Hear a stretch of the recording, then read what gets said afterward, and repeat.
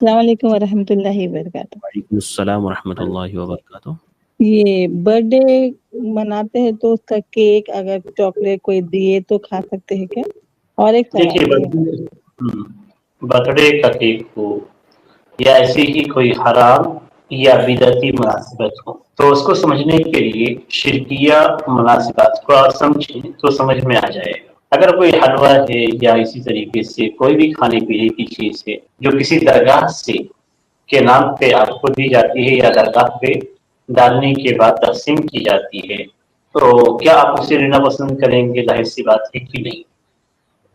شرک نہ بھی ہو تو بدعت ہے، اور بدعت گناہ ہے اور گناہ کی وجہ سے آپ اس سے دور رہ رہے ہیں۔ یہاں بھی جو آپ نے پوچھا اس میں برتھ ڈے منانا یہ عیسائیوں کی مشابہت ہے، اور عیسائیوں کی مشابہت یہ حرام ہے، اور حرام چیز گناہ ہے۔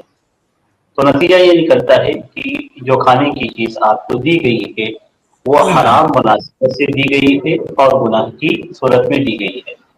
تو جس طریقے سے بدعتی چیزوں کا لینا اور کھانا یہ جائز نہیں ہے، ایسی ہی حرام چیزوں کا لینا یعنی حرام مناسبات سے کھانے پینے کی چیزوں کو لینا اور پھر سے کھانا ہی جائز نہیں۔ یہ دونوں چیزیں اگر اور وضاحت سے سمجھنی ہو تو جس طریقے سے مندروں پہ چڑھایا جاتا ہے غیر اللہ کے نام پہ بہت سارے پھل ہوتے ہیں، اور ان پھلوں کو چڑھانے کے بعد یا پرساد کی صورت میں میٹھاؤ بانٹتے ہیں، تو کھانے کی وہ چیزیں تو حلال ہوتی ہیں، لیکن شرک کی وجہ سے، شرکیہ اعمال سے گزرنے کی وجہ سے یا شرکیہ مناسبت ہونے کی وجہ سے وہ چیزیں حرام ہو جاتی ہیں۔ تو بالکل برتھ ڈے کا کیک بھی اسی کے مشابہ ہے۔